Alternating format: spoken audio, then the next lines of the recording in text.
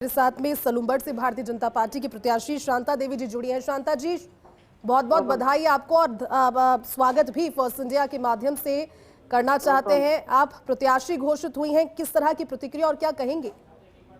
जी जी जी, आवाज थोड़ी हाँ जी, हाँ ठीक हो। आवाज पहुंच रही है मैम आप तक? हाँ जी, आवाज आ रही है आप तक? बहुत बहुत बधाई हो आपको, प्रत्याशी धन्यवाद। घोषित किए हैं आपको। ओको धन्यवाद। आप सबको, आपके सब मेहनत रंग लाई है। लेकर में आया लेकिन ठीक हो। बिल्कुल, हम उम्मीद यही करते हैं। लेकिन अब तैयारियां किस तरह की होंगी शांता जी, जनता के बीच में पहुंचने की चुनावों तक? अभी तो क्या के साहब के 2 महीने हो रहे हो कम। तो बच्चे निकले हैं, सारे तैयारी में निकले हैं, पूरा फील्ड में बच्चे घूमते हैं। मैं इतनी निकली, अब निकलना ही पड़ेगा होगा। बिल्कुल, क्योंकि लोगों के बीच में आप पहुंचेंगे। लेकिन शांता जी, ये बताइए कि अगर जीत मिलती है और अगर इस सीट से आप चुनी जाती हैं तो फिर आगे क्या कार्य होगा? कौन सी ऐसी समस्याएं हैं सलूम्बर से जुड़ी हुई जिन्हें आपने देखा और जिन्हें दुरुस्त करने की कोशिश आप करेंगे? मैं पूरा कोशिश करूंगी। कोशिश क्या करूंगी, पूरा काम करूंगी, जनता के बीच में रहूंगी। और सब मेरे कार्यकर्ता, मेरी पार्टी, मेरे कमल का फूल और कहेगा वो काम करूंगी। और सभी ठीक है ना। चलिए, आपको शुभकामनाएं, धन्यवाद हमारे साथ जुड़ने के लिए। शांता देवी मीणा को आप सुन रहे थे, भारतीय जनता पार्टी की प्रत्याशी सलूम्बर से हमारे साथ जुड़ी। और हमारे साथ में एसोसिएट एडिटर ऐश्वर्य प्रधान भी जुड़े। ऐश्वर्य, सुना आपने शांता देवी मीणा, जिनकी बातों से ही लग रहा था कि उत्साहित वो हैं इस लिस्ट के बाद। लेकिन ऐश्वर्य, बहुत सारे नामों को फिल्टर करने के बाद में क्या ये सूची बनाई गई है 6 नामों की, या फिर जिस तरह से फर्स्ट इंडिया संकेत दे भी रहा था कि नाम जिन पर मंथन चल रहा है वो लगभग तय है, जनता के बीच आना बाकी है और नाम सामने आ गए हैं? ऐश्वर्य, 6 नाम। देखिए श्वेता, उस दिन का जिक्र मैं यहाँ पर करूंगा जिस दिन फर्स्ट इंडिया न्यूज की एक सामान्य तौर पर विशेष रूप से एक डिबेट थी जिसमें हम सभी लोग थे। उस दिन फर्स्ट इंडिया न्यूज ने जो संकेत दिए थे उन नामों पर मुहर लगी है। कल चर्चा चल निकली थी कि अरुण चतुर्वेदी को दौसा से दिया जाएगा, जो संभव ही नहीं था। इस तरीके से कई नामों को लेकर चर्चाएं चली जो बिल्कुल असंभव थे। फर्स्ट इंडिया न्यूज के नामों पर मुहर लगी है। मैं कारण बता देता हूँ श्वेता, यहाँ पर जैसे जगमोहन मीणा को दिया गया है तो उसका कारण ये है कि ब्राह्मण टिकट मांग रहे थे, लेकिन यहाँ पर दलील ये दी गई कि ब्राह्मण मुख्यमंत्री है तो ऐसे में ब्राह्मण वोट बैंक वैसे आएगा और मीणा वोट बैंक जगमोहन मीणा के साथ रहेगा। इस तरीके से कवायद की गई क्योंकि किरोड़ीलाल मीणा के भाई हैं और लंबे समय से वो राजनीतिक रूप से सक्रिय थे। तो दूसरी तरफ जगमोहन मीणा पर यहाँ पर भारतीय जनता पार्टी ने अपना पूरी तरह से दिमाग लगाया। हालांकि सामान्य सीट है, लेकिन सामान्य सीट पर जगमोहन मीणा की जो इमेज है वो एक अच्छी इमेज मानी जाती है। तो दूसरी तरफ सुखवंत का मैं यहाँ जिक्र करूंगा कि इसी सीट पर मैंने उस दिन भी डिबेट में ये चीज बोली थी कि जय आहूजा की जमानत जब्त हो गई थी। ज्ञानदेव आहूजा बुजुर्ग हो गए हैं, देवेंद्र दत्त चंटू है, अब उसे मनाना पड़ेगा, वो भी टिकट मांग रहे थे। बनवारी सिंघल अलवर के हैं, वो सामान्य तौर पर मान जाएंगे क्योंकि वीएचपी में रहे हुए हैं। और सुखवंत जो है उन्होंने बहुत अच्छा मुकाबला किया था जब निर्दलीय ताल ठोकी थी, पिछली बार बागी बनकर खड़े हुए थे तो उनके वोटों के आधार पर उन पर फैसला किया। राजेंद्र गुर्जर को देवली उनियारा इसलिए टिकट दिया गया है क्योंकि राजेंद्र गुर्जर दूसरे समाजों के वोट लेने में महारत हासिल है, क्योंकि उनका एक बड़ा सामान्य सा सीधा साधा सा चेहरा है। अमूमन ऐसा होता है कि एक छवि जो होती है वो बन जाती है। राजेंद्र गुर्जर पहले एमएलए रहे थे और अब राजेंद्र गुर्जर के लिए पूरी भारतीय जनता पार्टी एकजुट होकर कोशिश करेगी और मूलतः वहीं के रहने वाले हैं। तो हम राजेंद्र भामू की बात करते हैं तो यहाँ पर राजेंद्र भामू, जब वर्तमान में राजेंद्र भामू की स्थिति यह है कि उनकी स्थिति को सभी जानते हैं कि जो व्यक्ति बिना पार्टी के इतने अच्छे खासे वोट ले जा सकता है और दूसरी तरफ लंबे समय से जनता की सेवा कर रहा है, आर्थिक रूप से बेहद मजबूत व्यक्ति है। तो ऐसे में इस बार राजेंद्र भामू की जीत की उम्मीद भारतीय जनता पार्टी लेकर चल रही है। अब यहाँ पर कांग्रेस के गोविंद सिंह डोटासरा, अशोक गहलोत, सचिन पायलट, ये टीकाराम जूली, ये अपने लिहाज से कैंडिडेट उतारेंगे। जो मुझे लगता है दौसा में अब किसी ब्राह्मण को लाने की कोशिश कांग्रेस करेगी। तो वहीं पर ओला परिवार का तो सबको लग रहा है, लेकिन यहाँ पर सुखवंत सिंह की जीतने की उम्मीद बीजेपी के लिए इसलिए हो सकती है यदि ध्रुवीकरण नहीं हुआ। अगर बीजेपी से कोई बागी खड़ा हो जाता है तो कांग्रेस के खाते में सीट जा सकती है, और अगर बीजेपी से कोई मजबूत बागी खड़ा नहीं होता है, सामान्य तौर पर जो वोट काटो टाइप के खड़े होते हैं, तो बीजेपी अच्छा मुकाबला करेगी। तो वहीं पर इसी पूरी लिस्ट में अगर आप श्वेता देखेंगे तो इस लिस्ट में एक चीज दृश्यमान होती है, इस लिस्ट में यहाँ पर जिताऊ चेहरों पर दाव खेला गया। रेवंत राम डागा को लेकर एक दूसरे बीजेपी के दिग्गज थे, वो राजी नहीं थे, वो अपना गणित साधने की कोशिश कर रहे थे, लेकिन रेवंत राम डागा पर विश्वास किया गया। और वो, क्योंकि ये सीट बड़ी इंपॉर्टेंट सीट है, राजनीतिक रूप से ये सीट आगे की दिशा और दशा तय करेगी, और ऐसे दिग्गज व्यक्ति के सामने उतारा जाएगा, क्योंकि ज्योति मिर्धा और रेवंत राम डांगा के अलावा कोई ऑप्शन नहीं था। हम लगातार जिक्र कर रहे थे, कई लोग कई तरीके के नाम चला रहे थे। कोई कह रहा था कि राजेंद्र राठौड़ और सतीश पूनिया को भी भेजा जा सकता है, अरुण चतुर्वेदी को किसी सीट पर भेजा जा सकता है, लेकिन ये चीजें वाइबल नहीं है, क्योंकि आज के दौर में राजनीति बदल चुकी है। दूसरी जगह पर जाकर कोई चुनाव लड़ता है तो परिणाम सकारात्मक नहीं आते, और बड़े नेता अच्छे से जानते हैं कि हमें अपनी जमीन वही रखनी है जो जमीन तय की गई थी। तो यहाँ पर ये जो टिकट दिए गए हैं, इनमें राजेंद्र भामू, सुखवंत सिंह, जगमोहन मीणा, राजेंद्र गुर्जर और रेवंत 84 के लिए हम पहले ही कह रहे थे कि 84 सीट पर अभी कंफ्यूजन जैसी स्थिति है। अब वहां पर क्या कुछ फैसला होगा, ये देखने वाली बात होगी। लेकिन श्वेता, मैं फिर बता दूं, देवली उनियारा और दौसा, ये दो सीटें ऐसी सीट है, ये दोनों सीटें किरोड़ी लाल मीणा एक बड़ा फैक्टर साबित होंगे। तो दूसरी तरफ विजय बैंसला को भी पार्टी को अब मनाना पड़ेगा, क्योंकि विजय बैंसला वहां से लड़े थे, विजय बैंसला मांग रहे थे, इस बार भी उनकी टीम मांग रही थी। हालांकि एक गुर्जर को दिया, एक मीणा को दिया है। पूर्वी राजस्थान में दोनों जातियों को साधने की कोशिश की गई है भारतीय जनता पार्टी के द्वारा।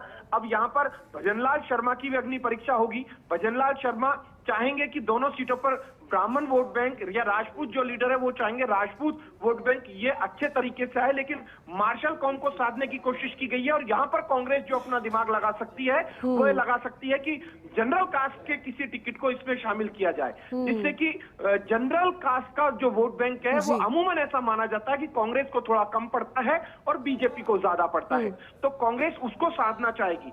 यहाँ पर ये लड़ाई जो है इस बार की, ये बड़ी रोचक होने वाली है, ये तय मानकर चलिएगा। लेकिन फर्स्ट इंडिया न्यूज के नामों पर मोहर लगी है। जो हमने उस दिन सियासी संकेत दिए थे, हम लगातार कह रहे थे कि नामों पर घोषणा हो सकती है, तो ये सभी के सामने। और राजेंद्र गुर्जर भी बहुत अच्छे कैंडिडेट हैं। हालांकि यहाँ पर प्रभुलाल सैनी की भी कोशिश थी, विजय बैंसला की थी, विक्रम सिंह गुर्जर लगातार मांग रहे थे, वो भी बहुत अच्छा वोट लेकर गए थे। लेकिन चूंकि वो कांग्रेस से आए थे, दूसरी पार्टी से लड़े थे, हनुमान बेनीवाल की से फिर वापस बीजेपी में आए, तो मुझे लग रहा है कि जो लोग नाराज हुए हैं या जिनको टिकट नहीं मिल पाया है, ऐश्वर्य, इसके पीछे क्या ये भी कारण है? क्योंकि अगर सिलसिलेवार तरीके से बात करें, झुंझुनू से अगर बात करें, तो राजेंद्र भामू जिन्होंने पिछले चुनावों में भी टिकट मांगा, टिकट नहीं मिला, फिर निर्दलीय लड़े, निर्दलीय फिर 42,000 के करीब वोट उन्होंने गेन किए।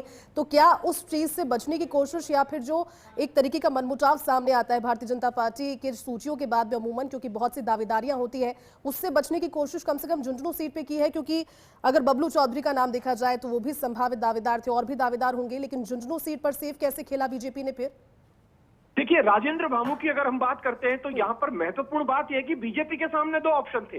राजेंद्र भामू को दिया जाए, निशित चौधरी को। कुछ लोगों ने विशंबर पूनिया का नाम भी आगे बढ़ाया, लेकिन झुंझुनू की सियासत में राजेंद्र भामू फिट बैठ रहे थे। हालांकि निशित चौधरी बबलू जो है वो आगामी 20 साल तक की राजनीति के लिए ठीक थे, लेकिन यहाँ पर लॉजिक यह दिया गया कि निशित चौधरी बबलू को आगे मौका दे दिया जाएगा, एक बार भामू को मौका दे दिया जाए। तो इस बार भामू को मौका दिया गया है, तो मुझे लगता है कि इस बार बीजेपी यहाँ पर कोई ना कोई प्रयोग अच्छा करने की कोशिश करेगी। हालांकि एक चर्चा ये भी चली कि एंटी जाट हरियाणा जैसी जो हवा है वो यहाँ पर चला दी जाए कि यहाँ पर किसी माली को दे दिया जाए और एंटी जाट और एंटी जाट वाला माहौल बना दिया जाए। लेकिन राजस्थान में ऐसा चल नहीं सकता।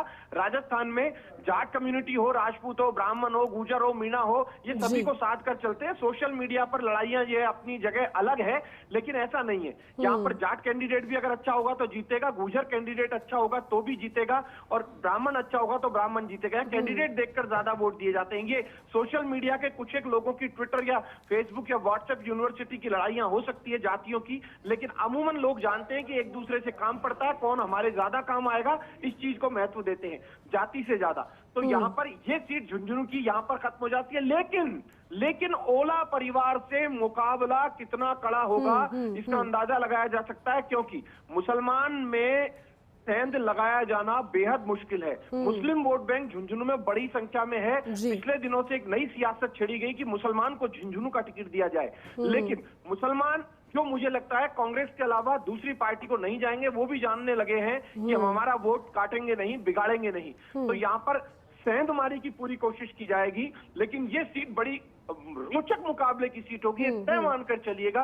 और इन सीटों में मुकाबले रोचक ही होने हैं, क्योंकि कांग्रेस में आत्मविश्वास लोकसभा चुनाव वाला है और बीजेपी में आत्मविश्वास हरियाणा चुनाव वाला है। दोनों ही आत्मविश्वास से लबरेज है आज की डेट में। बीजेपी अपने हरियाणा का बखान करती है तो कांग्रेस लोकसभा चुनाव की जीत का बखान करती है। कांग्रेस यदि यहाँ पर अंदर खाने यहाँ पर एक होना पड़ेगा इन कांग्रेस के 4 या 5 दिग्गजों को, तो भारतीय जनता पार्टी में भी भजनलाल शर्मा और मदनलाल जो राठौड़ है, मदन राठौड़, उन दोनों को मजबूत करने के लिए दूसरे जो नेता हैं वो कितनी मदद कर पाते हैं, क्योंकि यहाँ पर कई बड़े रणनीतिकार हैं, उनकी भूमिका देखनी पड़ेगी।